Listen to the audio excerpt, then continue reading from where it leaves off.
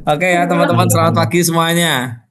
Selamat pagi, Assalamualaikum Mas. warahmatullahi wabarakatuh. Rahayu, Pagi rahayu, Mas rahayu. Guru. Om Swastiastu, salam, assalamualaikum namo buddhaya, salam sejahtera untuk kita semuanya. Selamat Hari Raya Nyepi bagi teman-teman yang merayakannya dan selamat Hari Raya untuk teman-teman besok yang merayakan ya, walaupun pura-pura. Waalaikumsalam wabarakatuh. Ya, Pak Guru. Abangnya. Ini apa nggak mudik toh ini? Padahal H-1 loh ini. Kok tetap Mudik aja? ada di Jogja. Oh, sudah mudik. Udah, sampun.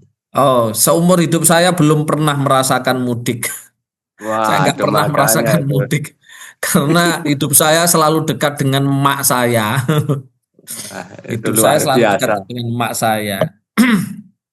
Ya ini lumayan lah, ada beberapa teman-teman ya ini saya akan memberikan informasi untuk persiapan tahun 2030 sampai 35 ya teman-teman ya. Siap. Tahun 2030 sampai 35 itu krisis ya, akan terjadi sebuah krisis gitu ya. Yang krisisnya tidak hanya di Indonesia tapi di seluruh dunia. Nah, ini persiapan teman-teman. Kalau teman-teman spiritualnya nggak bagus gitu ya, terus persiapan uangnya juga. Ini mau masih ada berapa berapa berapa ini berarti 4 ya, 4 tahun ya. Itu 2 3 4 gitu ya. Oke ya teman-teman ya. Kita mulai ya. Ini kita akan membahas Siap. apa? Temanya selalu lupa saya. Kupas tuntas hakikat fungsi roh dalam hidup dan setelah kematian. Oke, setelah kematian ya. Nih. Banyak orang salah paham setelah kematian loh, serius. Ada yang sering tak gembor-gemborkan juga karena saya mengikuti. Nanti kalau saya tidak, kalau nggak mengikuti luar nanti saya dikira beda gitu ya. Banyak orang bilang bahwa orang mati itu nanti kembali kepada Sang Tuhan gitu. Lucu aja sih. Atau moksa gitu ya. Oke, sebelum kita mengarah ke sana, saya akan memberikan informasi dulu ya teman-teman. Alangkah baiknya selama 2 tahun ini teman-teman ya, tahun 2026 ini sampai 2027 teman-teman punya investasi ya. Saya sarankan punya investasi yang jelas investasinya terutama di emas lah ya, terutama di emas. Perak juga boleh, tapi kalau perak saya prediksinya belum valid ya. Untuk selama tahun 2025 sampai 2026 sampai 2027 harga emas akan naik turun naik turun naik turun naik turun ya teman-teman. Jadi pinter-pinter kalau mau beli ya. Setidaknya teman-teman beli logam mulia mulai dari 5 gram, 10 gram ya. Sisihkan lah, sisihkan karena yang akan menyelamatkan teman-teman di masa krisis nanti itu. Karena gini, gak usah masa krisis deh. Sekarang yang investasinya di tanah gitu ya. Di tanah. Tanah selalu naik. Tapi kalau jualnya sulit nggak? Sulit. Sulit. Jualnya sulit. Sulit sekali gitu ya teman-teman. Sulit sekali. Butuh butuh uang sewaktu-waktu nggak bisa ya. Butuh uang sewaktu-waktu nggak bisa ya. Terus kalau teman-teman investasinya nabungnya di barang-barang mewah seperti mobil dan lain-lain, oke, jualnya cepet tapi rugi ya, jualnya cepet tapi rugi gitu kan, apalagi nanti gitu ya, nanti di masa-masa yang sulit itu ya. Dan ini pasti terjadi loh teman-teman, karena siklusnya pasti gitu, siklusnya itu pasti ya, siklusnya itu pasti. Ini sudah digaris. Siapa yang sebenarnya yang membuat Mas Juno? Saya tidak bisa bercerita ya, saya tidak bisa bercerita dan itu rahasia ya, rahasia bagi orang-orang yang mengetahui ya. Nah, kalau teman-teman investasi di saham dan lain-lain, kayaknya nanti kalau di masa krisis juga kurang bagus karena turun ya. Jadi yang paling bagus teman-teman persiapkan karena nanti emas itu bisa dijual kapanpun dan semuanya mau. Dan orang-orang yang paham ini mereka juga akan mengumpulkan emas banyak-banyaknya. Makanya ketika teman-teman punya logam mulia, terutama emas, nanti di masa-masa sulit itu bisa dibuat jaga-jaga, gitu ya. Itu. Dan nanti 2028 ya 2028 harga emas akan luar biasa melonjaknya. yang saya lihat kurang lebih prediksinya 1 gram bisa 5 juta teman-teman. Wow. Ya, Wow. jadi ini kesempatan ini kan lagi naik turun. Sekarang lagi turun nih, gitu ya. Ya, lagi turun nih. Jadi teman-teman bisa bisa apa namanya mulai persiapkan ya, persiapkan beli investasi emas. Di mana Mas? Ini Pak RT, aku di ora roh. Belinya di mana ya? Nanti tanya sama saya, Mas beli di mana? Mbo ya sak karepmu kan gitu kan. Beli di mana-mana ada ya, beli di mana-mana ada. Ya itu ya. Jadi itu yang harus teman-teman persiapkan dan teman-teman juga eh kalau kalau punya lahan gitu ya, punya sawah gitu ya, ya mulai belajar di bidang pangan ya karena nanti mulai tahun 2030 ke atas itu kekayaan nggak laku. Kaya itu nggak penting. Yang penting itu apa? Makan, makanan. Jadi orang yang usaha di bidang pangan nanti yang bakal kaya raya. Ya, gak usah jauh-jauh kita melihat orang-orang besar yang berkecimpung di dunia teknologi mulai dari siapa? Di Bill dunia Gates, pangan, Mas. Bill Bill Gates, Gates. ya kan? Ya, Bill Beckham. Gates datang ke Indonesia menjual virusnya TBC, tapi sedangkan dia sekarang mulai beralih kepada pertanian atau pangan. Terus Jack Ma, nah, Jack Ma juga sudah mulai beralih, ya kan? Karena mereka tahu gitu loh, mereka tahu sistem siklus ke depan seperti apa, ya, ke depan seperti apa. Terus juga ada Mark Zuckerberg, ya. Terus ada pemain MU, siapa itu? Pemain MU yang sekarang juga terjun di Beckham. pertanian itu, Beckham. Beckham. Beckham. Iya, Beckham. Nah, teman-teman bisa melihat gitu ya, ketika seorang public figure yang dimana mereka sebelumnya menguasai dunia teknologi yang luar biasa sekali untuk mendapatkan cuan-cuannya, tiba-tiba beralih di pangan. Ini ada apa? Ya, ini apa? Ada apa? Ini tebu-tebu saya sebentar lagi kan panen teman-teman. Ini saya mulai menanam jagung, padi ini saya. Ini, mulai menanam itu.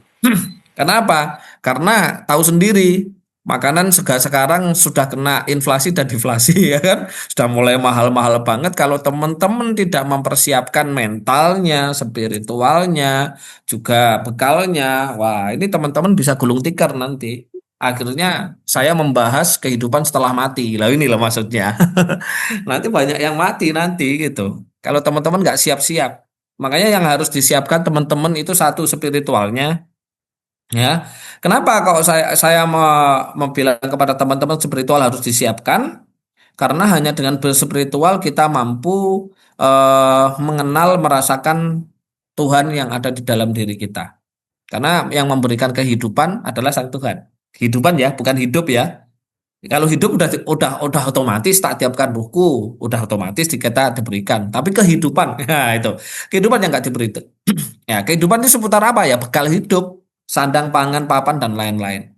Ya mulai belajar teman-teman, mulai belajar nanam di sekelilingnya terus yang punya aset-aset di desa, mulai cari orang-orang desa gitu ya, cari orang-orang desa untuk nggarap sawahnya, lahannya untuk ditanami apa namanya?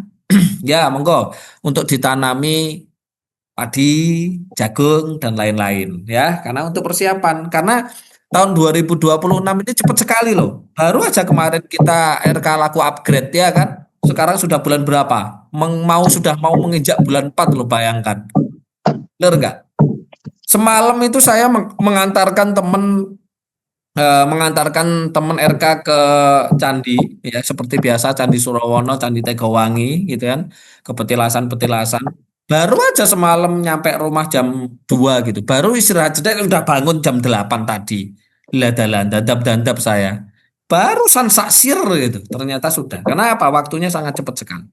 Sangat cepat sekali. Yang kedua yang harus dipersiapkan adalah investasi terutama di emas teman-teman. Ini sudah ada yang investasi Mas, beli emas sudah ada? Udah ya? Udah. Ya, jangan dijual dulu ya, jangan dijual dulu. Jualnya nanti tahun 2028 ya. Tahun 2028 saja. Karena bukan prediksi ya, yang saya lihat ya. Saya yang lihat itu harganya ugal-ugalan. Ugal-ugalan wis. Ya, harganya ugal-ugalan. Ya, itu yang harus. Dan yang ketiga mulai belajar, dipersiapkan belajar apa? Belajar di perihal pangan. Boleh beralih di usaha pangan, ya, bukan beralih ya, tambah di usaha pangan, ya, boleh. Atau juga mulai belajar yang punya lahan-lahan di desa-desa mulai mulai perhatikan, ya.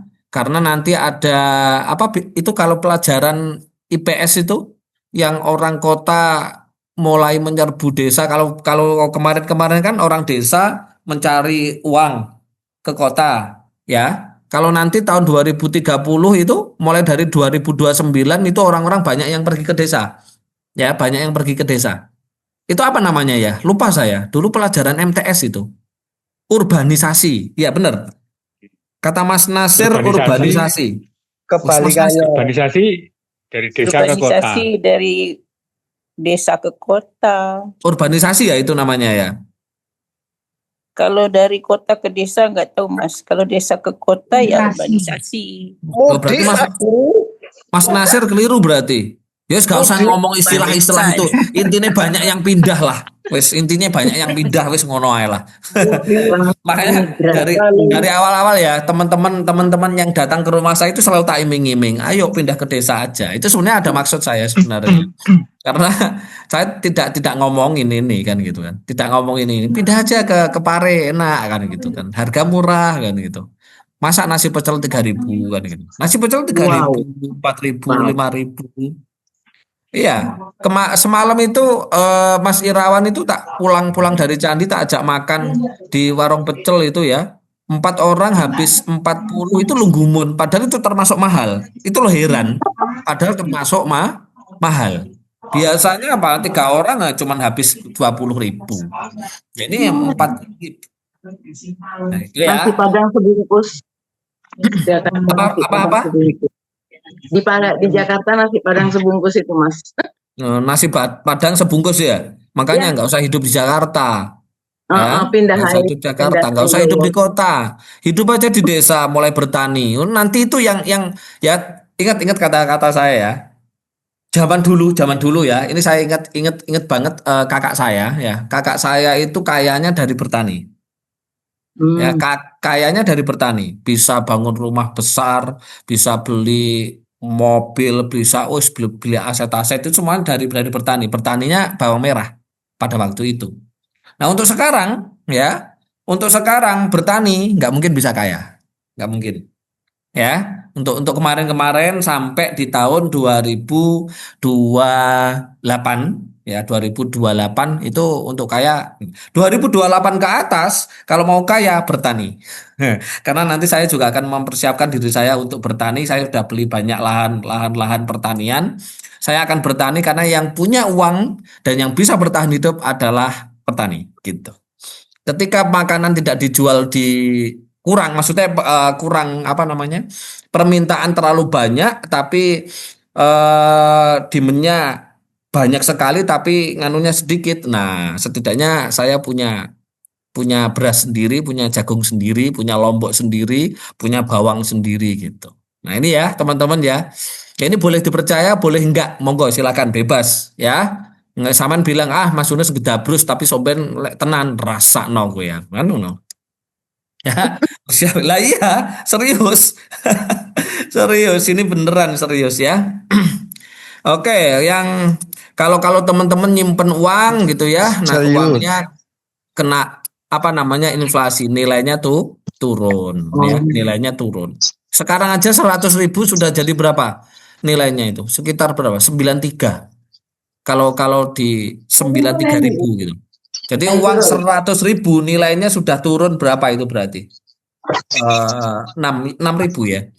Sudah 6.000. Ini yang pinter seperti ini Mbak Maharani sebenarnya hitung-hitungan tentang inflasi itu. Ya. Oke, persiapkan dirimu teman-teman. Jangan sampai nanti stres ya. Jangan sampai stres. Oke ya teman-teman, sekarang kita mulai. Mungkin ada yang tanyakan dulu, nggak apa-apa seputar ini tadi.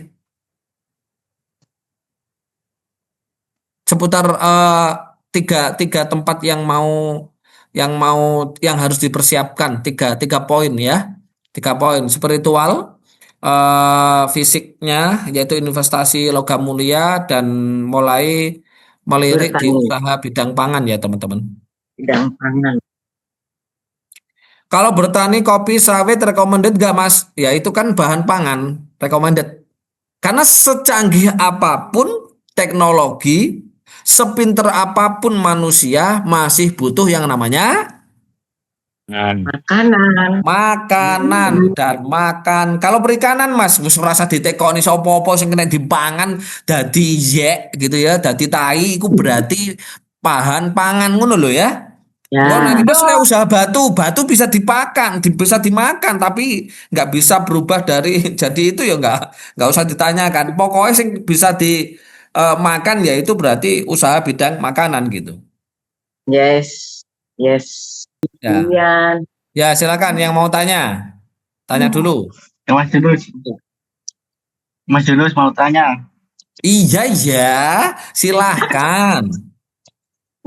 Berarti urung ngopi sih.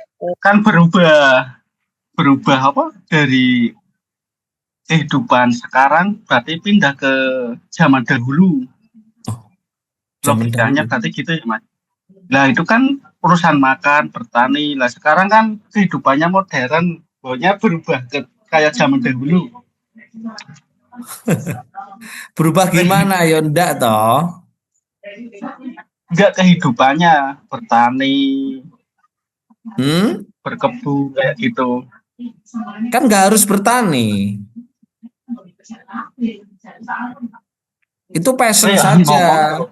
Tapi kalau sampean punya lahan, mending dikerjakan kerjasama gitu. Kita bukan kembali ke zaman dulu, Mas. Enggak. Saya cuma ngasih tahu panjenengan. Jadi nanti di sekitar tahun mulai dari tahun 2030 sampai 2035 itu yang bisa jadi orang kaya itu yang usahanya di bidang pangan ngono loh. Di bidang pangan. Sampean mau usaha di bidang elektronik gak enek sing tuku. Gak butuh sing dibutuhne iku pangan karena ini masa-masa krisis, masa-masa pembersihan dunia. Seperti itu. Jadi dan makanya tadi saya bilang apa? Secanggih apapun, teknologi canggih Mas nanti itu. Teknologi secanggih apapun gitu ya. Terus sepinter apapun, cerdas apapun, manusia tetap butuh yang namanya makan. Dan butuh nggak? Orang-orang pinter butuh makan nggak? Iya, butuh makan gitu loh. Mulai dilirik gitu loh, mulai dilirik di bidang sana gitu loh. Sekarang public figure yang menguasai dunia aja karyanya ya kan, produknya itu aja sudah beralih sekarang. Sekarang tuh sudah beralih gitu loh. Lah panjenengan sing wong dingi gitu kan, lagi wong dingi sing gak paham dunia, sampai gak siap-siap, walah stres sampean sok ben, sumpah. Ya, banyak orang stres, banyak orang bunuh diri, banyak orang meninggal, banyak juga ini saya belum ngomong yang lebih parah. Tapi saya nggak mau. Nanti saya nggak mau nakut-nakutin teman-teman. Soalnya kalau saya nakut-nakutin nanti teman-teman takut, akhirnya hormon adrenalin, kesetresan yang muncul. Saya cuma ngomong persiapkan aja, tapi saya tidak ngomongin keadaannya. Kalau saya ngomongin keadaannya jelas jenengan takut. Takut. Kan saya bilang apa tadi? Akan terjadi krisis dan krisisnya itu lebih parah daripada 98. Dan ini seluruh dunia. Ini seluruh dunia, bahkan sekarang aja sudah kerasa semuanya naik. Ya kan? Semuanya naik dan Anda butuh makan semuanya. Betul enggak? Iya, ini naik bukan karena hari raya, enggak. Karena sudah mulai inflasi bertemu deflasi kan gitu. Makanya hati-hati teman-teman. Ya, 3 itu yang harus dipersiapkan. Mental berhubungan dengan spiritual. Karena apa? Ilmu spiritual itu adalah ilmu yang mempelajari tentang ketuhanan dan kemanusiaan gitu loh. Kalau teman-teman hanya berpegang teguh sama agama, lah deledek, sumpah. Ya, nggak bisa. Delete. Apakah WWW3 Mas Guru di tahun 2030? Mbok gak ngerti aku WWW3 wi. Mbok gak paham aku ya. Oke ya, sudah itu ya Mas ya. Kita bukan kembali ke zaman dahulu. Kalau sampean nggak mau di bidang pangan ya, nggak mau bukan perang dunia tiga, enggak. Enggak. Kalau saya tuh berharap perang dunia tiga dan di nuklir semuanya dan mati dan wis kan ngono. Ya kalau nuklirnya Putin ditombol, nuklirnya Amerika ditombol, Jepang ditombol, Korea ditombol, Rusia ditombol, Xi Jinping ditombol, apakah enggak kiamat? Manusia ya kan gitu kan? Ya jelas kiamat atau manusia. Ya kan? Itu yang diminta. Enak ya kan? Dang mati, dang wis, dang ada bamban kehidupan baru ya kan? Iya. Orang ngurusin Iya, wis ra ribet kan gitu kan. perasaan di bojo. Mas, emas logam mulianya fisik atau tabungan? Aduh, tadi sudah tak bilang, lo sama tabungan iki ya piye? Lah yo dihapusi karo wong-wong ya. Beli yang fisik dong. Ya, beli yang fisik. Logam mulianya yang fisik ya teman-teman ya, yang fisik. Mau punya sisa uang berapa gitu belikan 5 gram. Punya sisa uang belikan 10 gram. Punya sisa uang 25 gram. Punya sisa uang 50 gram. 1 kilo 2 M harganya. Kan lumayan kan gitu Iso kan. putus kapal. Gak usah aneh-aneh nabung Mas di Pegadaian dihapusi sampean. Mending beli fisik aja. Mas kalau Bitcoin gimana? Yang jelas aku tidak Bitcoinan. Wes ngono tok, wes iku sakarepmu karena Bitcoin ada yang mempermainkan. Ya, wes Ya, itu urusanmu ya. Kalau gini ya teman-teman mohon maaf ya, bukan saya itu katrok, bukan saya itu cupu. Kenapa toh sosok seorang Mas Yunus ini kok nggak mau trading gitu aja wes. Itu yang jelas aku punya alasan gitu. Saya nggak trading saya teman-teman. Saya nggak trading. Intinya persiapkan paham. tiganya ya. Mentalnya yaitu diri kita, ya bekalnya yaitu emasnya gitu ya, dan pangannya gitu ya. Itu yang harus dipersiapkan teman-teman. Oke, kita bahas sekarang ke perihal ruh ya. Oke ya, ruh ya. Ini saya akan membahas agak beda teman-teman, ya agak beda. Kemarin saya sama Mbak Maharani membuat video yang dimana teman-teman mau kaya silahkan datangi Sang Maha Kaya, ya kan? Kalau kita sudah mendatangi Sang Maha Kaya, kita sudah mengenal dengan Sang Maha Kaya, kita tidak akan mengalami kekayaan yang sifatnya temporary, melainkan kita akan selalu dihidupi. Nah, Tuhan yang mana? Nah, ini pertanyaannya. Tuhan itu apa? Tuhan itu bagaimana? Seperti apa? Ya, ternyata Tuhan yang ada di dalam diri kita di situ disebut dengan ruh. Ya, disebut dengan ruh. Kita harus tahu partikel Tuhan seperti apa. Ya, partikel Tuhan seperti apa? Ruh, ya. Jadi Tuhan itu ruh. Lah ruh itu apa? Ruh itu angin. Angin itu apa? Oksigen. Ya. Angin itu apa? Oksigen atau O2. Makanya di dalam Islam disebut Tuhan itu wujud, kidam, bakok. Ya. Wujud. Nah, ini bukan wujud-wujud seperti manusia ini yang saya maksud. Enggak, bukan itu. Wujud-wujud seperti gambaran Tuhannya teman-teman ya kan duduk di singgasana, di ares gitu kan. Berarti kalau duduk punya pantat gitu ya. Kalau punya pantat juga punya anu juga dong. Gak masuk akal, ya kan? Nah, yang dimaksud wujud itu adalah wujud bukan wujud yang makanya di dalam agama wujud itu kalau kita debat ya, saya dulu sering berdebat dengan teman-teman itu. Wujud itu maksudnya ya tidak sama dengan makhluknya. Yes, saya setuju memang. Yang dimaksud wujud itu adalah dia memang berwujud teman-teman. Apa? Apa wujudnya? Partikel. Makanya zatullah ada pelajaran gitu ya. Zatullah, zat itu zat. Zatnya Tuhan gitu. Nah, zatnya Tuhan di dalam semesta ini gitu ya, yang paling bisa menghidupi itu cuma satu, teman-teman. Apa? Partikel udara, oksigen. Ya, ini oksigen. Kita kalau nggak ada oksigen, nggak nafas, apa yang terjadi? Mati. Ya kan? Api kalau nggak ada oksigen, apa yang terjadi? Mati. Air kalau nggak ada oksigennya, kira-kira apa yang terjadi dalam ikan? Mati juga. Mati. Jadi man arafa nafsahu faqad arafa rabbahu. Siapa mengenal dirinya pasti akan mengenal Tuhannya. Tuhan. Ini diri loh ya, diri.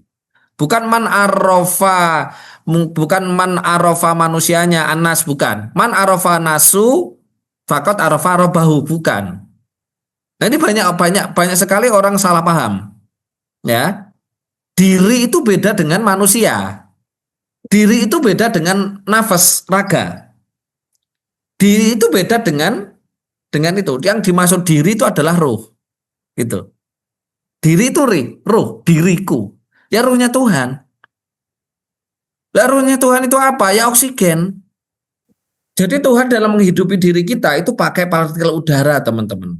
Nah, inilah teman-teman harus wajib yang namanya olah nafas. Dari kemarin ketika RKBE saya memberikan pengetahuan kepada teman-teman pentingnya yang namanya olah nafas. Ya, pentingnya olah nafas.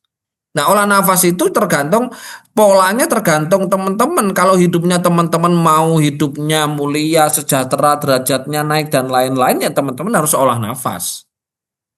Logikanya seperti ini, nggak mungkin leluhur kita, gini ya teman-teman ya, sebenarnya kita itu manusia bodoh semua dibandingkan leluhur kita.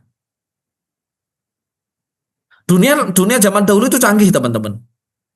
Sekarang saya tanya, ada yang pernah ke candi nggak? Pernah. Pernah nggak ngukur-ngukur ukiran-ukirannya yang batu sama banyak gitu diukur berapa senti ini dan ini itu? Ada nggak yang pernah sampai seperti itu? Nggak sampai, karena pikirannya nggak mikir ke sana, nggak mikir tentang penciptaan, sing dipikir mau mangan ngising, mangan duit ngising dikuk, ya ngono tok. Ya kan? Iya. Coba saya tanya, gambarannya sampean semua ini, candi itu cara membuatnya gimana? Ilmu itu Dan kira-kira yang membuat manusia bukan? manusia. Manusia tuh Mas. Kok iso bunter yang di candi dadi itu loh Mas. Iso bunter wilayah gawe piye? Batu. Padahal batu Mas. Sekarang Tapi manusia modern yang mempunyai alat modern aja belum tentu bisa membuat seperti itu. Cara membuatnya candi itu pakai apa? Pakai laser, teman-teman. Oh, udah ada laser. Pakai laser. Kalau nggak pakai laser nggak bisa presisi, teman-teman. Ini masuk akal juga. Lah yang punya ilmu canggih siapa? alien Mas. Jadi peradaban jadi peradaban manusia itu mulai dirusak gitu ya sejak zaman Nabi Nuh. Zaman Nabi Nuh itu memang untuk merusak sistem kecanggihan, sistem modern yang ada di bumi gitu. Memang gitu. Dari zaman itu sampai sekarang lah menjadi zaman bodoh gitu. Gak pinter. Kayak sing pinter terus sama saya juga nggak pinter, nggak bisa membuat kayak gitu, nggak bisa. Jadi sebenarnya kemunduran, teman-teman. Sebenarnya kemunduran. Saya itu sampai tak ukur saya, teman-teman, tak ukur. Ini berapa senti ini 1 senti. Terus ini, loh kok bodoh, loh sama, kok sama. Lah ini batu ukiran ini mubeng ini, apa mubeng, semua ada. Kalau yang memang yang membuat satu orang, oke, masuk akal, bisa sama. Terus kan nggak mungkin yang membuat kalau satu orang, ya kan? Yang jelas banyak orang. Kalau banyak orang pasti nggak presisi, kan gitu. Dan nggak mungkin juga dicetak, karena itu batu meteor yang mempunyai kandungan kuarsa yang bisa menarik energi negatif kita, kan gitu. Ini yang jelas laser gitu. Makanya Nah, aku itu, kalau main teman-teman. netral nih energi-energi. Iya, iya seperti itu teman-teman. Oke, kembali ke sana ya. Kembali ke pokok awal yaitu ruh ya, Ya yaitu ruh. biasa yang itu. Oke. Malah Jadi tidak teman-teman, dijadikan kenapa leluhur-leluhur kita itu ada ilmu yang namanya ilmu olah nafas, ada ilmu olah nufus, ada ilmu olah tanafas, ada ilmu olah amas atau anfus gitu ya. Nah, ini nanti aja. Saya cuman masih mengajarkan olah nafas gitu. Ini enggak tahu tahun berapa nanti saya ajarkan. Olah olah anfus, olah nufus ini nggak tahu kapan kapan boleh saya wedar kepada teman-teman. Saya juga nggak tahu. Ya kalau teman-teman nggak betah dengan saya, minggat kan gitu. Cari orang seperti seperti saya, ini dunia mung sitok ini yang mung Yunus toh. Yang diajari alkemi saja cuman saya tok kok sama guru Master Joe dari Australia kan gitu. Orang Indonesia gitu. Ya, oke kembali ke sana. Kenapa leluhur kita itu ada ilmu yang namanya olah nafas? Karena leluhur kita paham yang bisa menyelamatkan manusia, yang bisa membuat manusia hidup itu tenang, damai, santai. Bahkan nafas itu apa? Nafas itu yang menghubungkan raga kita dengan ruh kita. Nafas itu yang menghubungkan raga kita ini dengan ruh kita, itu adalah nafas oksigen. Kalau di RK kan saya bilang bahwa ruh itu adalah tali ning jiwa, ya kan? Tali yang menghubungkan ruh dengan Sang Tuhan. Nah, sekarang kita bahas diri kita. Karena Tuhan ada di dalam diri kita. Jadi talinya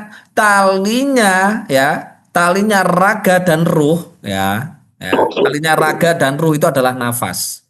Makanya teman-teman harus sering-sering olah nafas dan kalau bisa habit pola nafas tarik tahan nembus tarik tahan nembus itu ya, monggo nggak apa-apa. Tarik tahan nembus itu mulai dirubah. Jangan cuma tarik embus. Ya, jangan hanya tarik embus. Karena memang dari kecil teman-teman sudah diproses, sudah dibentuk bahwa nafas itu hanya tarik hembus. Tujuannya memang apa? Tujuannya memang untuk menjebak manusia supaya selalu sulit, selalu tidak ketemu Tuhannya. Karena Tuhannya berpartikel oksigen. Dan temannya Tuhan ada di tempat-tempat yang hening.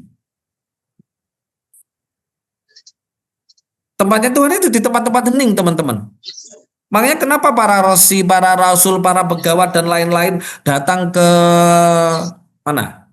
Datang ke hutan, datang ke goa, datang ke bukit dan lain-lain, itu hanya untuk mencari keheningan. Untuk apa? Untuk mengenal Tuhannya, untuk mengenal ruhnya. Nah, kalau zaman dahulu masih primitif, makanya mereka mendatangi candi, mendatangi bukit, mendatangi hutan, goa dan lain-lain. Nah, tempat hening di dalam diri kita itu ada, yaitu mandala wening. Mana mandala wening? Cakra dan jantung. Nah, cakra jantung itu tempatnya bersemayamnya yang namanya ruh. Mandala wening, mandala itu cakra berputar. Kalau teman-teman tidak pernah olah nafas, ya mandolonya cakranya diam, mati. Kalau cakranya diam, tidak aktif, tidak berfungsi, apa yang terjadi? Ya teman-teman hidupnya hanya hidup aja. Tidak akan mendapatkan kehidupan dari Sang Tuhan. Karena untuk mengaktifkan ruh gitu ya, hanya dengan olah nafas. Jadi kan ada dua toh. Kemarin-kemarin sudah saya jelaskan ada dua fungsi ruh yang ada di dalam diri kita. Yang pertama untuk hidup, yang kedua untuk menghidupi. Lah bagaimana cara untuk menghidupi? Ya kita harus olah nafas. Makanya teman-teman yang paling harus dirubah itu keseharian, yaitu pola nafas dari tarik hembus mulai dirubah menjadi tarik tahan hembus. Syukur-syukur sekali tarik tahannya panjang banget, baru hembus. Gitu. Kenapa kok harus apa namanya? Harus ada tahan di situ? Karena dengan tahan kita menciptakan dimensi apa? Dimensi ruang kosong. Kita menciptakan dimensi stillness. Kita menciptakan dimensi suwung. Kita menciptakan wadah. Wadah apa? Wadah kehidupan. Gitu. Kehidupan yang disiapkan oleh Sang Tuhan. Tuhan akan memberikan sebuah kehidupan, akan menghidupi kita ketika teman-teman sudah mempunyai ruang kosong. Lah ruang kosong itu di mana? Di dalam diri. Diri itu bukan raga. Diri itu kehidupan. Bukan hidup. Bingung nggak? Diri itu bukan raga, tapi diri itu kehidupan. Lah kehidupan beda dengan hidup, ngono loh.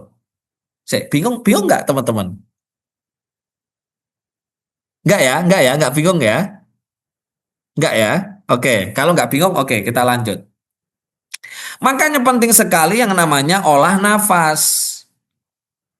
Ya, olah nafas. Karena apa? Adanya ada, karena tidak adanya tidak ada.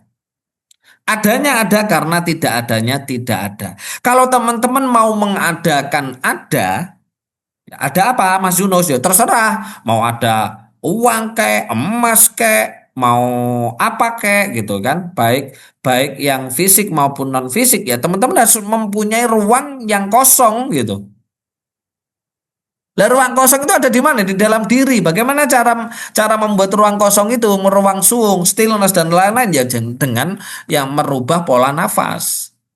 Dan selalu mengerjakan ijazah pernafasan yang pernah saya berikan. Ada seorang praktisi ngomongin nggak perlu olah nafas, ngapain kayak gini-gini. Ya dia nggak ngerti, nggak paham, nggak pernah ngelmu spiritual dari guru-guru zaman dahulu, nggak pernah. Bahkan dia sukmanya nggak bisa melancong ke dimensi lain. Makanya dia nggak paham ilmu-ilmu seperti ini. Paham gitu. Di luar sana yang dibahas suge bener nggak? yang pelatihan di luar sana yang dibahas hanya kaya enggak. Sampai aku melihat itu muak itu termasuk RK bareng aku nggak ngomongin sugih kan gitu kan, nggak ngomongin kaya gitu kan, karena kalau mau kaya ya kita harus datangi pemilik kayanya siapa, ruh tadi kita harus mengenal dan kita harus menghidupkan hidup kita yaitu dengan pola nafas. Makanya teman-teman sering-sering, makanya saya bahas kenapa saya bahas apa fungsi hakikat ruh. Fungsi hakikat ruh yang pertama adalah hidup, yang kedua menghidupi. Lah bagaimana supaya kita dihidupi oleh sang ruh? Ya kita harus merubah pola nafas. Seperti ini saya ngomong seperti ini nggak bernafas teman-teman. Nanti kalau sudah nggak kuat ya nafas lagi. Kenapa Mas Yunus kok sudah menjadi habit? Karena dulu saya belajar qiraah, tilawah, itu diajari untuk tidak bernafas. Ketika tilawah itu ya tarik nafas. A'udzu billahi minasyaitonir rajim. Baru bernafas. Ternyata dulu saya belajar seperti itu. Oh, ternyata gitu. Gitu ternyata saya diajarkan tanpa disadari oleh guru qiraah tilawah saya. Ternyata saya diajarkan sejak dini mempunyai ruang gitu.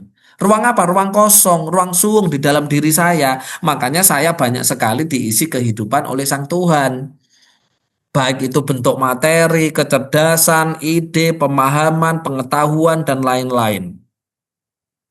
Ada nggak orang yang, atau teman-teman pernah nggak merasa hidup itu penuh gitu? Penuh gitu, pernah nggak merasakan? Penuh, pokoknya hidup itu penuh, nggak tahu mau ngapain, pernah nggak? Pernah kan? Pernah pastinya. Kenapa? Karena nggak pernah menciptakan ruang kosong. Tidak pernah mengaktifkan ketuhanan di dalam dirinya. Lah Tuhan itu hanya bisa aktif ketika ada ruang kosong. Lah ruang kosong itu adalah cakra. Cakra wening, cakra jantung gitu. Nah itu teman-teman. Terus nggak usah belajar aneh-aneh, nggak usah pusing dengan bahasa-bahasa di luar sana atau bahasa saya yang kemarin tentang vibrasi kayak tentang apa-apa, nggak usah pusing-pusing. Seolah nafas toh kan gitu. Nah, cuman gitu doang, ya, cuman gitu aja. Mudah kok, hidup itu mudah. Kita hanya olah nafas gitu aja. Kita hanya olah nafas.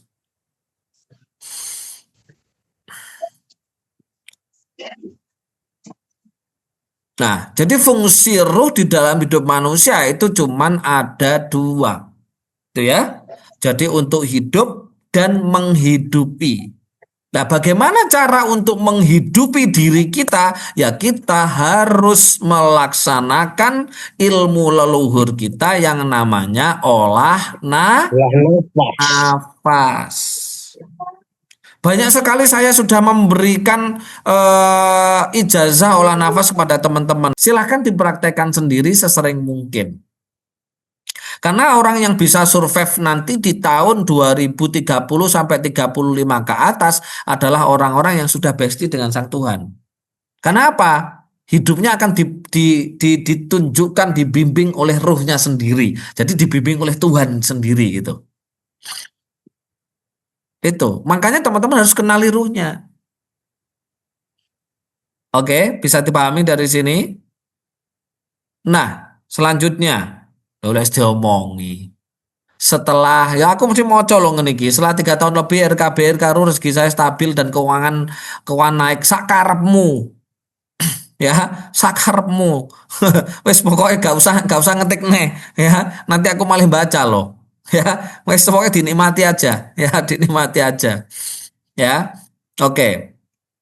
Jadi tanpa disadari saya itu sudah membuat ruang kosong, ruang hening, ruang Tuhan atau rumah Tuhan atau mengaktifkan cakra wening saya atau mandala wening saya itu saya sejak bujang teman-teman. Ketika saya belajar tentang tilawah itu tarik nafas ngomong, karena membentuk. Nah itu seperti itu ya. Nggak usah metode aneh-aneh. Cukup kita man arafa nafsahu. Nafsah ya, man arafa nafsahu faqad arafa robbahu. Lah PR-nya di sini adalah robbahu itu apa gitu loh. Robbahu itu apa? Robbahu itu ternyata dzatullah. Lah dzatullahnya itu ternyata partikel udara, oksigen. Dalil yang mendukung apa? Dalil yang mendukung Tuhan itu sifatnya wujud. Nah, partikel wujud enggak? Wujud. Ada wujudnya partikel. Kodam. Terdahulu enggak? Terdahulu. Sebelum ada makhluk, sebelum ada planet, itu sudah ada. Partikel udara, partikel oksigen, itu sudah ada. Sebelum ada jenengan semua sudah ada. Dan tak kasih tahu teman-teman. Ya, tak kasih tahu. Nikola Tesla, Albert Einstein bilang bahwa everything is energy. Segala sesuatu adalah energi. Lah energi kan dipecah banyak teman-teman. Ada energi air, partikel air, ada energi udara, ada energi ini A, B, E, dan C, dan lain-lain. Kan gitu. Jangan cuman kita percaya energi, tapi kita pelajari. Di dalam energi itu ada pecahan apa aja. Ada pecahan apa aja? Ada partikel air, partikel A, B, E, dan C, dan lain-lain. Nah ternyata partikel kehidupan yang menghidupi diri kita ternyata oksigen. Ternyata O2. Nah bagaimana supaya kita bisa survive, kita bisa dihidupi, kita bisa dibimbing oleh ruh kita, yaitu Tuhan kita, ya dengan cara kita melakukan yang namanya olah nafas. Olah nafas. Saya berani jamin 100% sampai 1000% teman-teman. Ketika teman-teman sudah merubah pola habit nafasnya, tarik tahan hembus, hidupnya teman-teman pasti fan-fan aja. Hidupnya teman-teman pasti nyaman-nyaman aja, bahagia, sejahtera, mulia. derajatnya diangkat. Karena apa? Hakikatnya masalah itu juga menyelinap di oksigen. Masalah beban hutang itu dia energinya tempatnya di mana? Di oksigen. Percaya nggak? Kalau nggak percaya coba kita ulas. Coba. Pernah teman-teman hutang ke bank? Mendapatkan pinjaman katakanlah sedikit 100 juta gitu. Ada yang diberikan fisik, ada yang diberikan di transfer gitu ya. Katakanlah yang diberikan fisik. Akhirnya uangnya dibuat usaha atau dibuat beli A, B, E dan C. Uangnya habis tuh. Uangnya habis. Ya kan? Uangnya habis. Fisiknya habis. Tinggal apanya? Tinggal rasa. Betul nggak? Harusnya kalau teman-teman pinjam uang ke bank 100 juta, kalau uangnya ini habis, harusnya kan juga selesai hutangnya. Uangnya juga habis kok. Kan gitu. Tapi kenapa ketika uang habis, teman-teman masih ada beban itu? Karena teman-teman sudah menyepakati, ya kan? Menyepakati bahwa beban itu ada di dalam kata hutang tadi gitu. Dan itu menyelinap di mana? Menyelinap di oksigen. Lah oksigen yang masuk kemana? Yang masuk ke otak. Karena mikroorganisme sel di dalam tubuh-tubuh kita, saraf-saraf kita, dia hanya bisa bekerja ketika ada unsur partikel O2, oksigen. Gitu loh. Makanya teman-teman sering-seringlah melakukan olah nafas untuk mengeluarkan masalah. Lah caranya gimana cara mengeluarkan masalahnya? Gampang. Ya kan? Tinggal hembus nafas saja lewat mulut. Lewat nafas otomatis yang hembus ini kan pasti karbon, betul enggak? Pasti CO2. Kenapa di dunia kesehatan disebut CO2? Karena oksigen yang masuk sudah terkontaminasi racun, virus, bakteri yang ada di dalam tubuh kita. Kalau secara dunia spiritual, oksigen yang masuk itu murni ke dalam diri kita. Kenapa keluar menjadi karbon, menjadi CO2?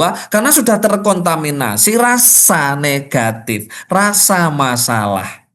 Nah, untuk mengeluarkan masalah itu, ya sering-seringlah olah nafas. Tapi dengan cara ada tahan di situ. Ketika kita menahan, otomatis oksigen ini dia berada di jantung. Dia akan stay di jantung, kan menahan. Ya. Terus ketika kita mulai mengeluarkan nafas nih, ini mengeluarkan nafas nih, karbon atau CO2, ini adalah oksigen-oksigen yang berada di mikroorganisme sel yang sudah bercampur dengan masalah, rasa beban, rasa hutang dan lain-lain gitu. Terus digantikan oleh oksigen yang dari jantung dan dipompa ke jantung, dari jantung tadi akhirnya menyebar ke seluruh tubuh. Nah, tapi kalau teman-teman nggak pernah olah nafas, hanya tarik embus, lihat. Rasa masalah, rasa beban, rasa hutang yang nggak pernah keluar, teman-teman. Nggak pernah. Karena ketika kita tarik nafas, taruh di jantung, gitu ya, terus jantung memompa, itu mengirimkan oksigen ke seluruh mikroorganisme sel, ke pembuluh darah. Otomatis karbon yang bercampur oksigen yang bercampur masalah-masalah tadi yang ada di dalam mikroorganisme sel, urat, saraf dan lain itu keluar gitu loh. Nah, kalau mau hidupnya nggak bermasalah teman-teman, ya sering-seringlah berolah nafas gitu loh. Logikanya, bukan logikanya, pemahamannya, siklusnya, sistemnya seperti itu. Gak usah susah-susah. Makanya Cuman olah nafas saja. Dengan olah nafas itu luar biasa sekali. Kalau nggak percaya, coba. Pernah nggak dicurhati temennya yang sedang ada masalah? Kan berhadapan-hadapan tuh. Ketika dia ngomong, aku gini A, B, E, dan C gitu ya. Itu pertukarannya lewat apa? Nafas. Pertukarannya lewat nafas. Dan bahkan ketika teman-teman ada masalah besar, capek gitu, tanpa disadari tubuh ngajak seperti ini enggak? Betul nggak?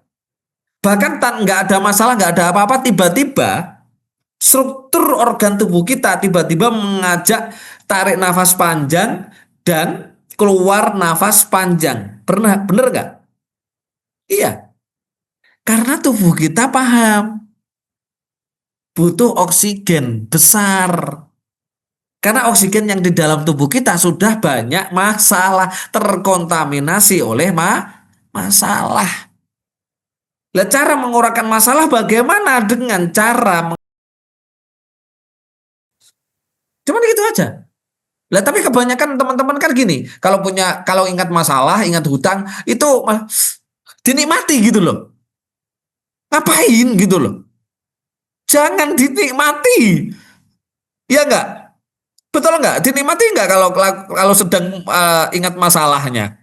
Sedang ingat hutangnya. Lah yo lapo, aku dulu itu hutang. Bener enggak? Dapat ilmu baru loh teman-teman. Semak ngono tok. Leluhur kita itu luar biasa, Pak. Ngajarin kita olah nafas tujuannya itu karena apa? Karena supaya hidup kita dibimbing oleh Sang Tuhan. Lah ternyata Tuhannya itu berbentuk partikel, berwujud partikel udara ngono loh. Kenapa kok leluhur kita ngajarin olah nafas, kita itu gak usah olah nafas, udah nafas loh sebenarnya. Kan gitu pertanyaannya. Oh ternyata rahasianya di sini. Rahasianya itu adalah yang menghubungkan raga kita dengan ruh kita adalah nafas. Dan nafas itu sudah kidam terdahulu dan bakok pasti. Kan itu wujud, kidam, bakok, mukhalafatul lil hawadisi, tidak sama dengan ciptaannya. Kan ngono. Iya kan? Qiyamuhu binafsihi qiyam. Dia selalu berdiri, selalu ada binafsihi di dalam diri kita. Kan gitu. Oke? Paham ya? Oke. Sing bingung sakarepmu. Bingung pegang kepala. Masalah itu kan oksigen yang ada di dalam tubuh kita. Yang dia bertempat di sel-sel seluruh organ-organ tubuh kita. Dia bertempat di sel darah merah, sel darah putih, sel otak, sel tulang, sel pankreas, ginjal, hati, jantung, darah, sumsum, dan lain-lain. Kalau sel-sel ini nggak ada asupan oksigen, dia juga mati. Nah, makanya harus sering-sering olah nafas supaya apa? Regenerasi sel. Regenerasi oksigen juga. Makanya orang yang tidak pernah melakukan olah nafas hidupnya mesti sumpek, hidupnya mesti banyak masalah, hidupnya pasti susah, hidupnya pasti sulit. Kenapa? Karena mikroorganisme selnya banyak yang mati, teroksidasi, apalagi di dalam tubuhnya banyak hormon norepinefrin sama kortisol. Secara ketuhanan, Tuhan tidak pernah hadir di dalam diri kita karena Tuhannya tidak pernah dimasukkan ke rumahnya, ke Baitullah. Kalau Tuhan sudah masuk ke Baitullah, dia akan masuk ke seluruh mikroorganisme sel, akan menghidupi diri kita gitu. Makanya sehat. Makanya tadi saya bahas bahwa Tuhan itu zatnya adalah zat partikel oksigen, udara, O2. Makanya untuk mengaktifkan ketuhanan di dalam diri kita, untuk mengaktifkan cakra wening di dalam diri kita, hanya satu caranya, metodenya, yaitu apa? Olah nafas. Kalau ada orang bilang raga kita adalah wadah rezeki, seperti RK dulu saya bilang, itu masih pemahaman anak TK itu. TK-nya para praktisi itu maksudnya. Masih syariat gitu. Tapi kalau sudah hakikat, wadah rezeki itu di mana? Wadah rezeki terletak di apa? Ruang kosong. Ruang kosong, suwung, stillness yang ada di dalam diri kita ini. Di dalam diri kita ini. Lah bagaimana cara menciptakan ruang kosong ini di dalam tubuh kita? Di tengah-tengah ada yang namanya cakra jantung. Kalau di dalam Jawa disebut mandolo wening. Mandolo itu cakra. Cakra itu kan identik berputar. Wening adalah hasil.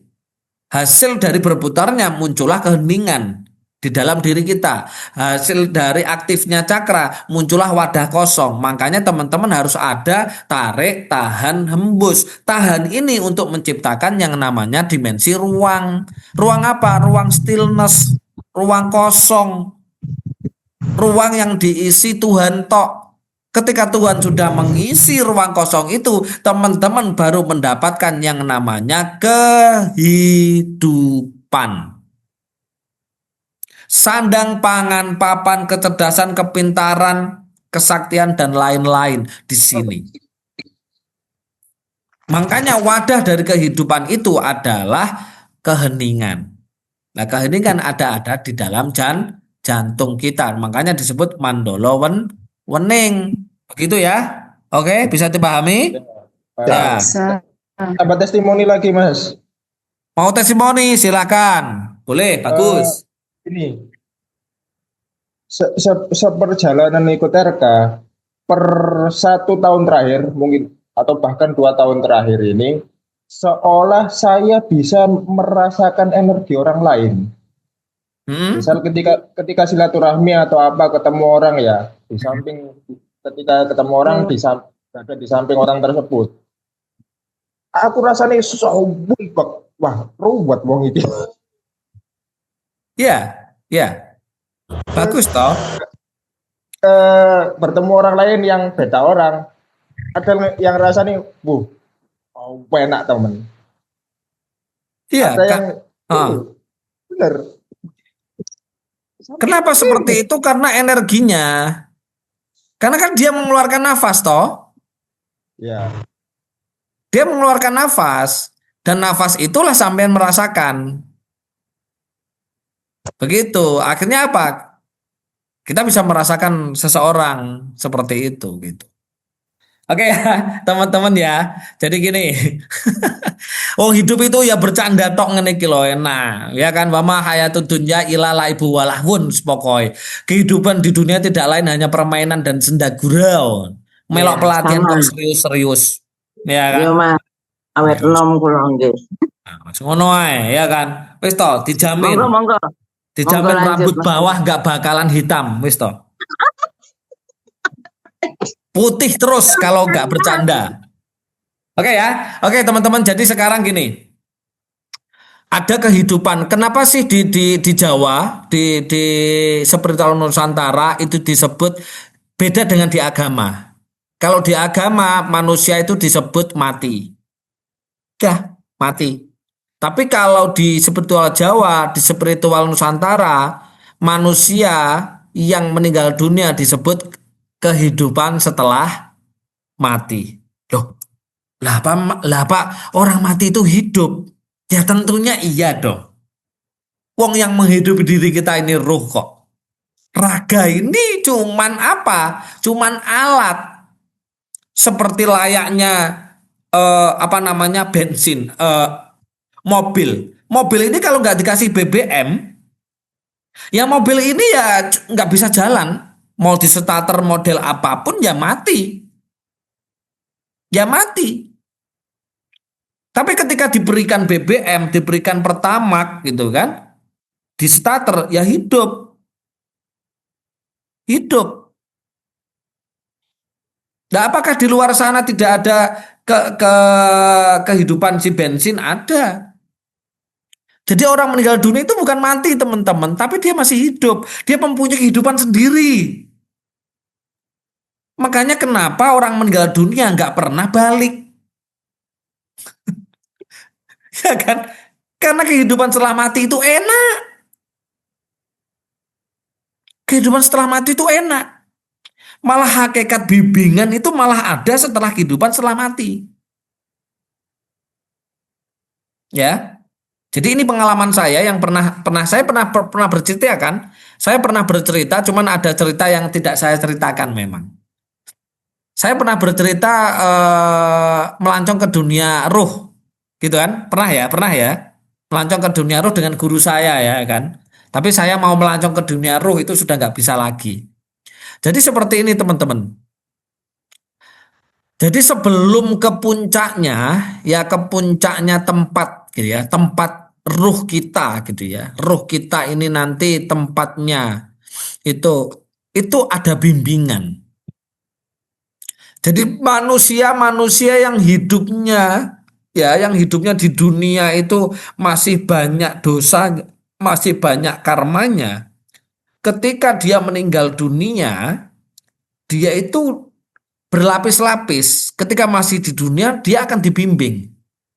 Siapa yang membimbing? Ada petugasnya sendiri. Tuh, nanti di dimensi lain juga ada pembimbing lagi, dibimbing lagi. Lebih parah daripada teman-teman bimbingannya. Kalau teman-teman kan bimbingannya cuma disuruh ber-RK setiap malam. Lah ini seru itu ada lakunya. Ruh itu ada lakunya untuk membersihkan energi-energi negatif yang nempel di ruh itu. Supaya ruh itu bisa menjalankan tugas lagi. Tugas apa? Ya bisa hidup lagi di dunia. Ya bisa lagi dia itu melebur. Makanya kenapa? Ya, kenapa leluhur-leluhur kita, ya gini ya, tak kasih tahu ya.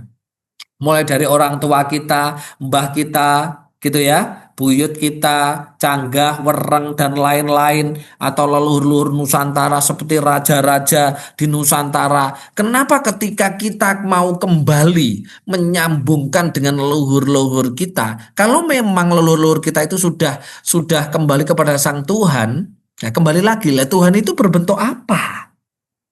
Tuhan kalau sudah lepas dari diri kita, dia itu berbentuk partikel gitu loh. Ya alam semesta ini. Alam semesta ini.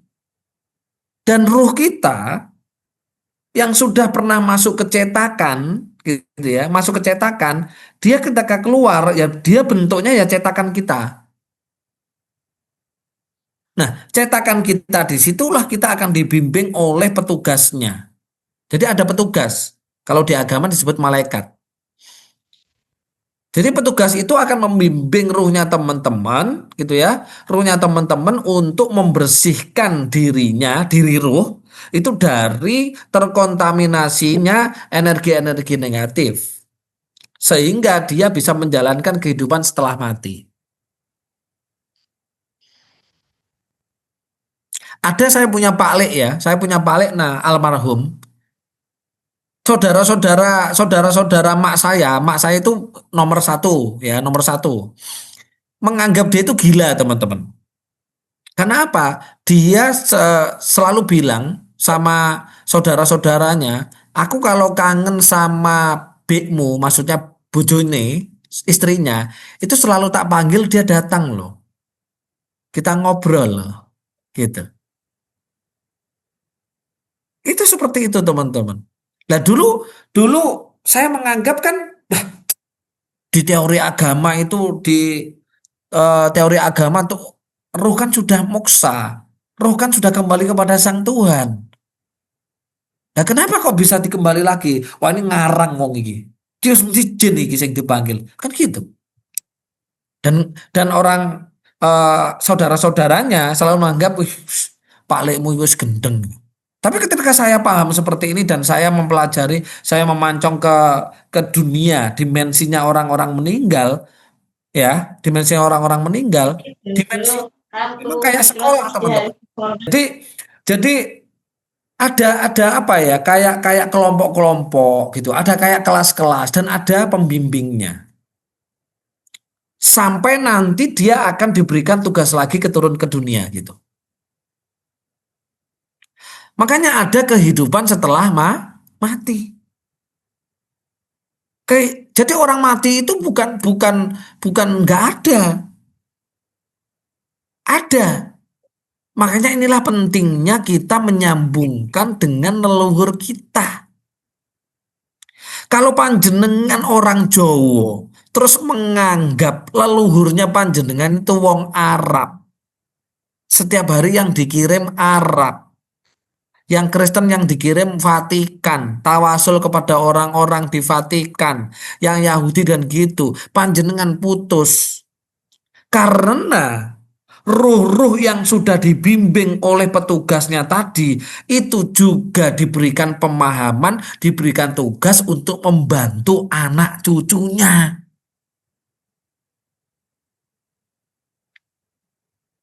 Anak cucunya.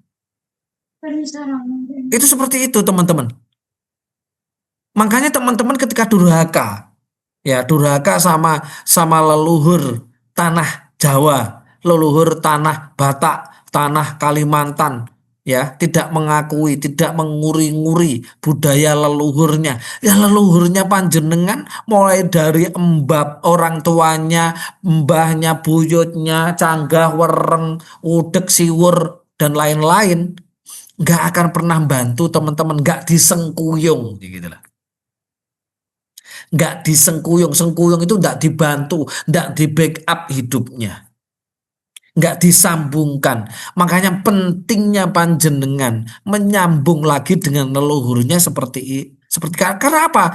Karena orang meninggal dunia itu dia tidak mati. Dia itu cuman pindah aja dimensi dan dia tidak hilang karena ruh sifatnya abadi.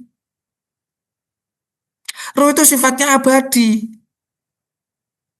Dan dia tidak tega melihat anak cucunya itu yang hidupnya sengsara, teman-teman.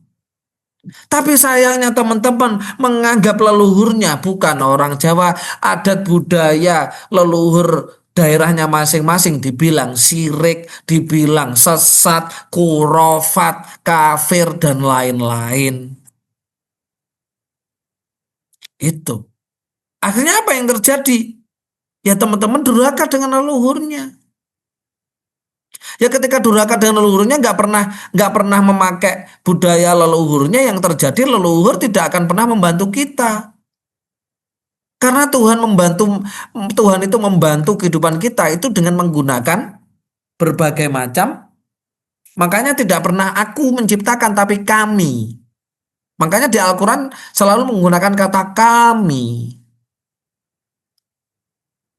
Jangan dianggap orang tuanya teman-teman yang sudah meninggal itu terus dia itu lepas tangan dari kehidupannya teman-teman. Oh tidak. Tidak. Ketika teman-teman sudah tidak menyambungkan dengan leluhurnya, ya teman-teman kalau punya masalah dibiarin. Hidupnya tidak disengkuyung, hidupnya tidak di backup. Karena ada kehidupan setelah mati. Cuman saya tidak bisa menjelaskan, ya tidak berani menjelaskan secara mendetail. Saya cuma ngasih tahu bahwa ada kehidupan setelah mati. Cara menyambung dengan leluhur ya kita kembali kepada ajaran leluhur kita. Ajaran. Lah ajarannya apa leluhur kita? Ya ajarannya kalau yang di Jawa ya Jawa kan gitu.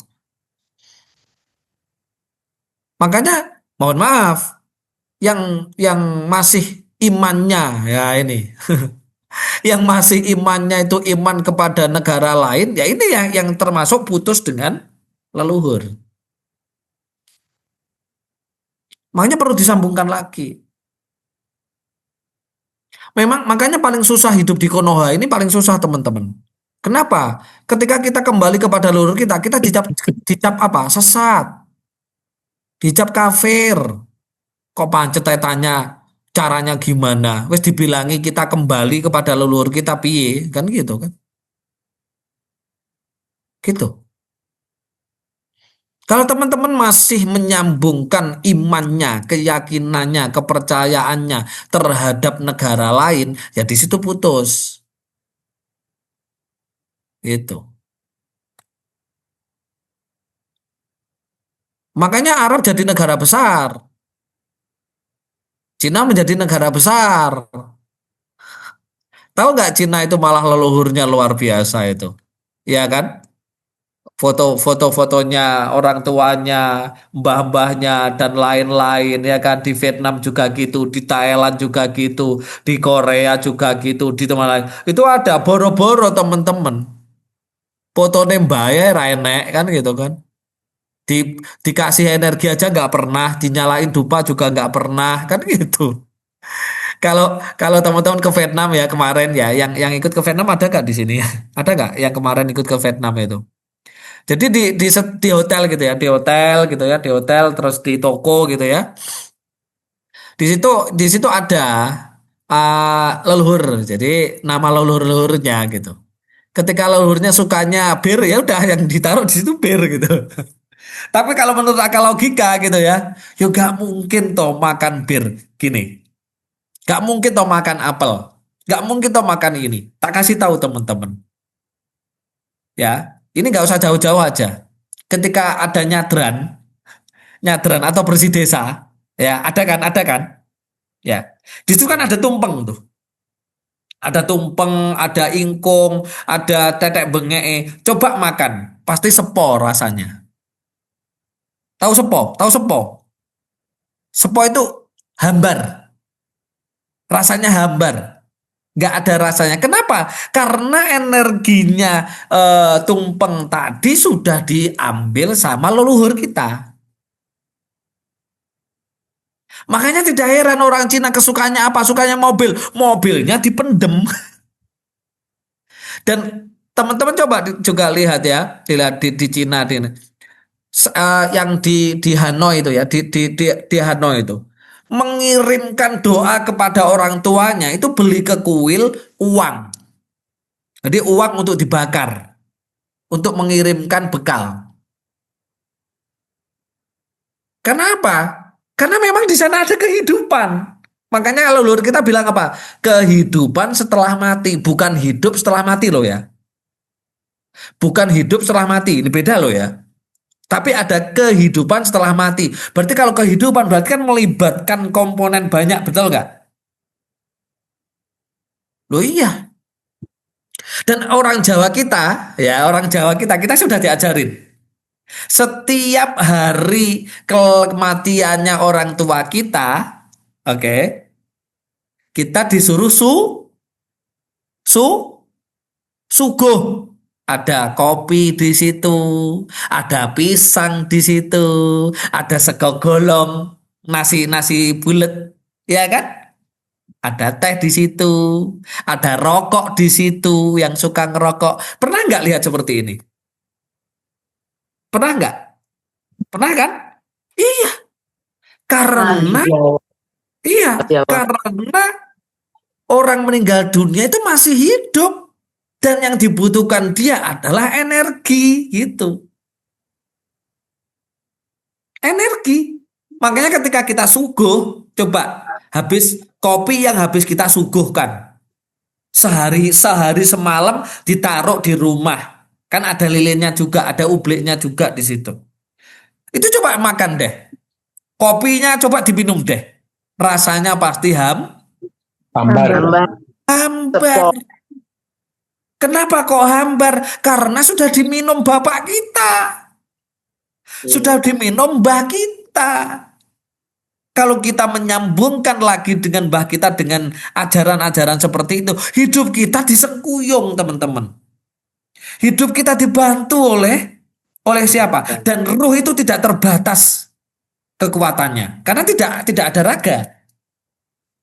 Dia bisa orang kehidupan setelah mati itu dia bisa menembus dimensi-dimensi. Kalau kita nyambung dengan energi kita, hidup kita enak teman-teman, selalu dibantu. Iya, seperti itu. Dulu saya juga nggak percaya ketika belajar Islam itu saya masih belajar keislaman. Mbah saya bilang orang meninggal dunia itu kalau belum 7 hari itu belum pergi ke kuburan loh ijik neng omah loh. Dulu nggak percaya, tapi setelah saya mempunyai penglihatan supranatural, terus saya belajar, oh ternyata benar, percaya saya. Makanya ketika bapak saya sudah meninggal dunia kan, ketika hari meninggalnya itu saya pasti suguh. Sukanya tengwe. Jadi tak kasih pisang, tak kasih kopi, tak kasih sego golong buter-buter itu 3 gitu ya. Terus ada bunga juga kiriman gitu. Terus tak kasih rokok di situ. Tak kasih rokok. Itu teman-teman. Jadi orang meninggal dunia itu bukan mati wes bar wes ngono enggak. Ya orang melebur orang melebur ke semesta kan selama ini aku menjelaskan kan seperti Lucy melebur ke semesta. Oh no. Memang ada waktunya saya harus menjelaskan, ada waktunya saya harus eh, tidak menjelaskan gitu. Jadi leluhur kita itu canggih teman-teman. Jadi apa yang dilakukan teman-teman di Cina, di Korea gitu ya, di Mongol, di Vietnam, di Thailand, di Sri Lanka dan lain, itu benar. Kita leluhur Jawa kita juga seperti itu. Kalau kita mau suguh seperti itu, kita berarti menyambungkan diri kita. Biasanya kalau di agama itu yang melakukan jin mas guru, sakarepmu. Bah mbuh jin, mbuh ora mungkin jin. Kurang penggawean jin. Tak kasih tahu ya teman-teman.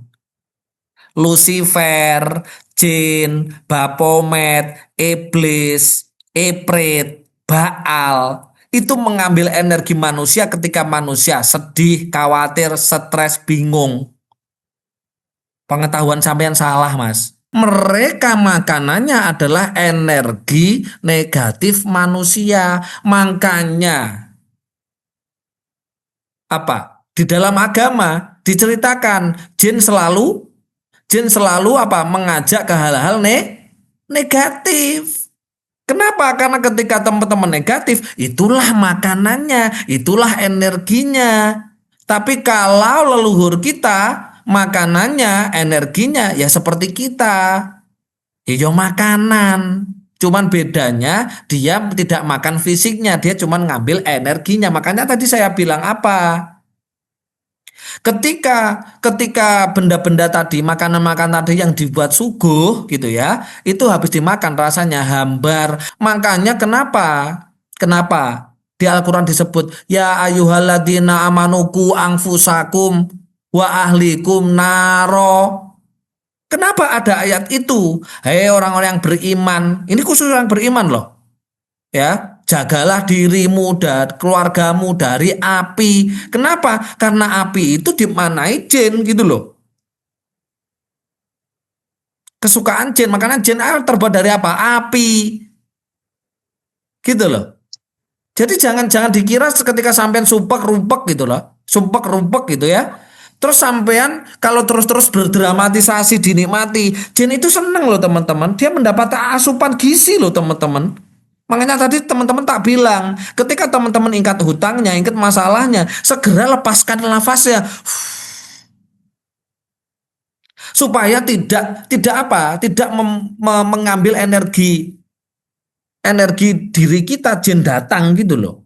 Ini kalau kita ngomongin tentang alien, ini adalah alien ras reptilian yang suka mengambil energinya manusia lewat apa? Ketakutan, kebingungan. Makanya kenapa agama itu selalu mengajarkan ketakutan? Karena apa? Memang dibuat seperti itu untuk memberi makan mereka. Kok makanan jin? Oh sampean takut neraka dadi makanan jin kok? Ya, begitu. Serius.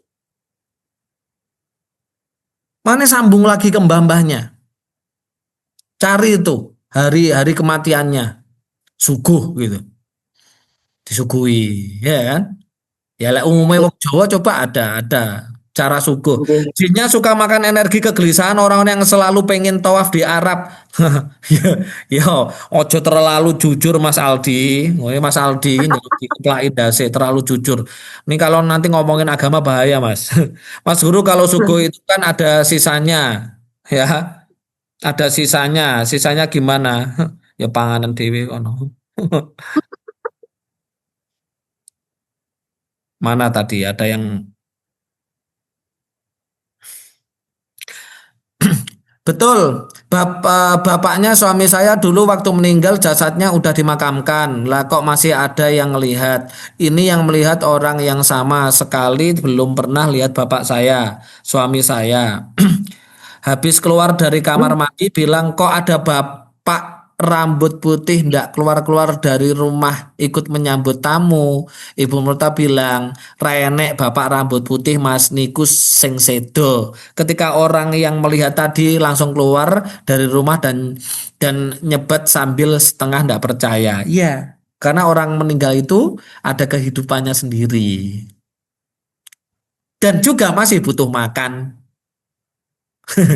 Makanannya energi. Seperti ruh kita yang masih ada di dalam tubuh kita. Ketika RK ruh saya menjelaskan nggak?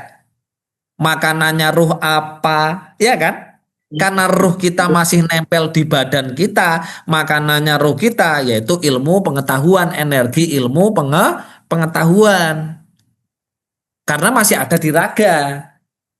Tapi kalau ruh kita ini sudah keluar dari tubuh kita, ruh kita, ya ini dia butuhnya adalah juga butuh makan. Makanannya adalah energi. Begitu. Ya bisa energi kosmik juga bisa, energi makanan juga bisa gitu. Seperti itu ya. Kok ada orang Islam, wos, kamu itu kurofat. Apa iso orang mati makan gedang? Bukan makan gedang, makan energinya gedang, energinya pisang. Kalau nggak percaya, coba deh makan itu, minum itu apa namanya kopinya, makanannya, nasinya, hambar teman-teman. Begitu teman-teman. Jadi ini tadi saya bilang bahwa ada kehidupan setelah mati, ya kehidupan loh ya. Kembali lagi kehidupan, bukan hidup setelah mati, tapi ada kehidupan setelah mati.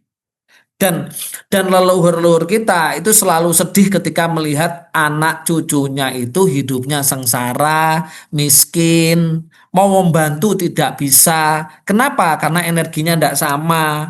Kenapa kok nggak sama? Karena keyakinannya sampean keyakinan negara lain, bukan tanah sucinya, tapi tanahnya orang lain. Itu seperti itu. Itu yang membuat teman-teman tidak nyambung dengan leluhurnya.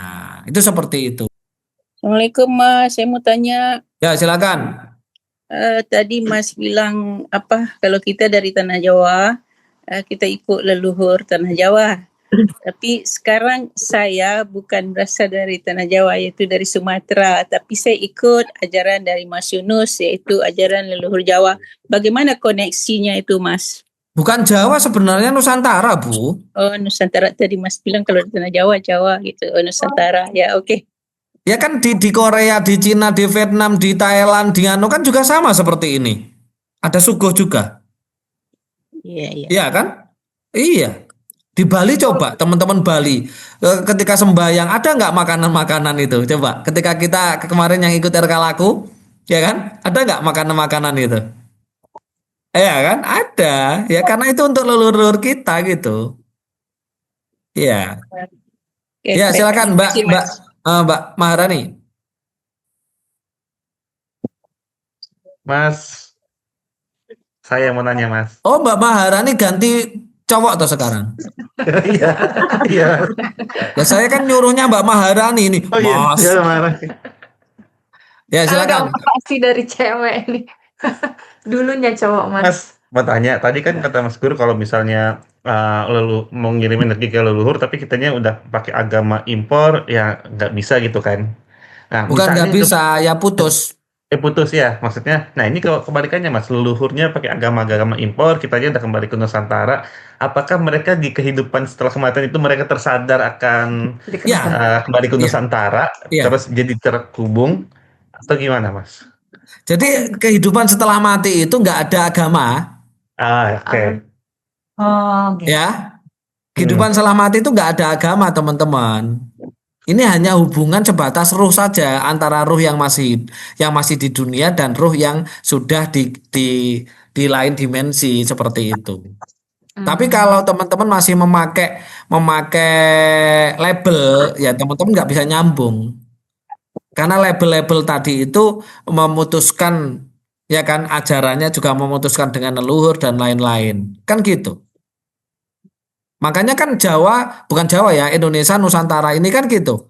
Kalau mau menguasai suatu negara, ya kan, putuslah dengan leluhurnya. Makanya panjenengan dikasih agama impor supaya putus dari leluhurnya. Karena ketika negara putus dari leluhurnya, jadi negara yang dikuasai negara yang lain, jadi negara yang bodoh kan Lemah, gitu. lemah. Itu Mas. seperti itu. Oke. Oke. Thank you, Mas. Terima kasih Mas Guru. Ya, oke. Sepakat Mas Guru, setelah kematian tidak ada agama, kembali kepadanya, yaitu ruh. Ya, oke. Oke, apa Pak Sugi? Kita Ya wis kok punya selama ini kalau ngirim energi doa itu pakai tawasul. Kita kan otomatis kan pakai bahasa Arab, misalnya kirim tawasul Fatihah, itu terhubung enggak Mas? Terima kasih. Selama kita itu pakai bahasa apapun nggak masalah sebenarnya. Itu kan cuman pakai bahasa Arab, cuman ditujukan kepada bapak kita kan.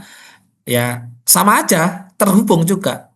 Ila hadrat, bukan khususon ila ruhi kan gitu kan. Khususon ila ruhi, khususon ila ruhi, Bapak Paijo gitu kan, Bapak Paijo ya kan. Ghafarallahu dunubahum wa qabrohum Al-Fatihah gitu kan. Bismillahirrahmanirrahim. Alhamdulillahirabbil alamin. Kata-kata energi ini kan juga energi. Ya kan? Ya, tetap nyambung kok, nggak apa-apa. Tapi kalau sampean ila hadratin Nabi Mustafa ya nyambungnya kepada Muhammad, berarti sama ngirim kepada Muhammad kan gitu. Ya, seperti itu. Ya, Mas Yunus tanya. Ya. Mas Yunus, kalau saya ngirim ke leluhur pakainya dupa, itu kan niatnya niat ingsun ngirim ngesus dupa kanggo para leluhur, itu bisa enggak? Pakainya dupa. Tadi saya gini loh teman-teman ya. Tadi itu saya gini. Pelajarannya lah ini loh teman-teman. Pelajarannya adalah saya memberitahukan bahwa ada kehidupan setelah mati. Leluhur kita itu masih hidup, tapi beda dimensi, tapi tidak pakai raga. Lah mereka disuguh ngono loh. Suguh. Ngerti suguh apa enggak? Selepas sampean mau doa, itu terserah doa setiap hari, monggo. Terus selepas sampean mau nyumen doa setiap hari, monggo, tapi suguh. Kayak ono energi panganan ngono lho maksudnya. Nah, matine pendak apa misalkan Jumat Kliwon. Ya Jumat Kliwon kuwi wong saulan pisan lho. Nggih, paham. Geblake Jumat Kliwon, Mas. Mbahku, bapakku, ya wis suguhono, senengane bapakmu apa kan gitu. Lelek ning Vietnam senengane wong-wong kono ngombene bir kok. Makanya dikasih bir. Dicepaki bir. Di situ cepaki bir, apel, terus jajan gitu. Roti. Ya serius. Ya, kalau di Jawa mbak saya sukanya kopi, ya udah kasih kopi, kasih teh, kasih sego golong, kasih rokok, kasih bunga, kan gitu. Kopinya kopi pahit ya Mas ya. Kopi pahit nggih. Ya, kopi pahit dong, jangan pakai gula. Nggih. Nanti itu ruhnya kena diabetes nanti. Serius kok, kopi pahit teh pahit nggih. Mas, saya walaupun setiap mau berRK saya kirim Fatihah kepada Mas Yunus, iya nyampe kepada saya, ya, nyampe kepada Kirim saya. duit Saya masih aja, hidup. ngapain Fatihah? Kirim duit ae. Sakjane sing tak pengen nih yang ngono kuwi. Betul itu ngirim duit. Enggak bercanda. Jadi gitu ya Mas Nazar ya. Mas Nazar. Jadi yang saya maksud itu adalah kita menyambung gitu loh. Kita menyambung lagi dengan leluhur kita. Gitu loh ya. Supaya kita disengkuyung hidupnya. Tahu disengkuyung toh? Disengkuyung itu kita di backup, dibantu yang punya hutang dibantu menyelesaikan, yang punya masalah dibantu menyelesaikan gitu loh. Ya, karena Tuhan itu nggak pakai langsung jeruk gitu, itu pakai apa? Lantaran, makanya kami gitu. Makanya teman-teman kalau pernah ke negara-negara luar sana gitu ya, ada suguh itu ada. Dan kalau teman-teman belajar tentang Arab ya, mulai dari Zoroaster, agama Sikh, Majusi, paganisme dan lain-lain, juga ada suguh teman-teman. Juga ada suguh gitu loh. Sebenarnya seperti itu. Nyebutnya Ya. sajen wong Jawa. Ya, beda. Sesajen itu untuk danyang. Sajen Oh, itu untuk iya, danyang kidanyang, yaitu Kalau apa subuh? namanya makhluk astral yang menjaga Menguasai. desa kita. Itu sesajen namanya, beda lagi. Oh, kalau leluhur tuguh nggih. Apa seperti Ya. pancen gitu Mas Guru? Apa? Apa kayak pancen nek orang-orang dulu ibu saya tuh bilangnya kayak pancen gitu loh. Ada kopi, teh, Iya, ada bunga. betul. Iya, betul, pancen. Itu kan di Oh, di pancen. ya dicepak nih setiap geblak itu kematian Iya, gitu. oke. Hari kematiannya leluhurnya kan gitu. Iya. Misalnya Jumat Kliwon, malam Jumat Kliwon gitu nggih Mas. Ya, pas malamnya berarti pas hari Kamis. Jadi suguhnya pas Kamisnya. Kamis, malam Jumat. Ya, Masuk. betul. Seperti itu. Makanya penting sekali teman-teman. Ini tadi tuh saya temanya bukan mengirim doa, tapi menyambung. Ya. Menyambung. Kita menyambung lagi kepada leluhur kita yang Leluhur. sudah meninggal dunia. Lah meninggal dunia itu bukan kata mati, tapi kehidupan setelah mati. Mas, gini, aku kan kalau malam takbir itu kan biasa suguh ya. Ya, Nah, sebelum kenal Mas Yunus pun aku sudah biasa suguh. ya. Nah, sekarang yang aku mau tanyain, perlu nggak suguh saya ditambahin dupa? Perlu Perlu. Berapa biji, Mas? 1000 biji. Ben belinya ke saya banyak. Dupanya pakai yang apa, Mas? Loh, piye to iki? Loh, saya itu pernah teman-teman, saya pernah di Kelenteng Solo Tigo kono, ya. Itu 1 bulan di Kelenteng Solo Tigo kono. Itu ada orang Cina itu beli dupa itu 4 juta itu sakmene loh teman-teman. Itu dinyalakne kabeh teman-teman, digendong ana leluhur. Enggak bercanda Dupanya ya. pakai yang apa, Mas? Dupanya ya pakai. Yuk kita Iya, Mas sambungkan Guru, ya. paham. Kita menyambung lagi dengan leluhur-leluhur kita. Leluhur itu tidak hanya tentang raja-raja, tetapi leluhur kita yo bapak kita, orang tua kita, mbak kita, buyut kita, canggah, wereng, udek, siwur dan lain-lain itu semuanya leluhur-leluhur kita. Ya suguh aja gitu. Ya suguh aja, Mas. Kalau pasti ada pertanyaan seperti ini, Mas. Kalau kita sudah nggak tahu hari geblaknya buyut, hari geblaknya canggah, wereng, udah siwer, wis angger kayak ono suguh mudino lah, wis ora apa-apa, bagus itu. Setiap hari malam Jumat ya Mas.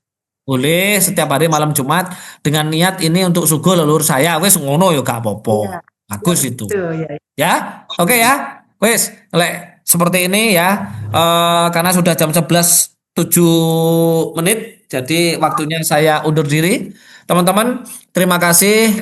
Mohon maaf jika tadi saya itu cerolean gitu ya. Saya mohon maaf sebesar-besarnya. Jika sampean nggak memberikan maaf, ya iku karmu ya, sakarmu dewe ya, silahkan bebas ya. Tentunya selamat menunaikan hari raya Idul Fitri ya. Oke, terima kasih teman-teman. Jika ada salah dari saya mohon dimaafkan. Kebenaran hak milik Tuhan SWT. Saya akhiri. Assalamualaikum warahmatullahi wabarakatuh. Rahayu rahayu rahayu. Om Santi Santi Om. Salam. Assalamualaikum Namo Buddhaya. Terima kasih Mas Guru ilmunya. Dadah. Mas Guru.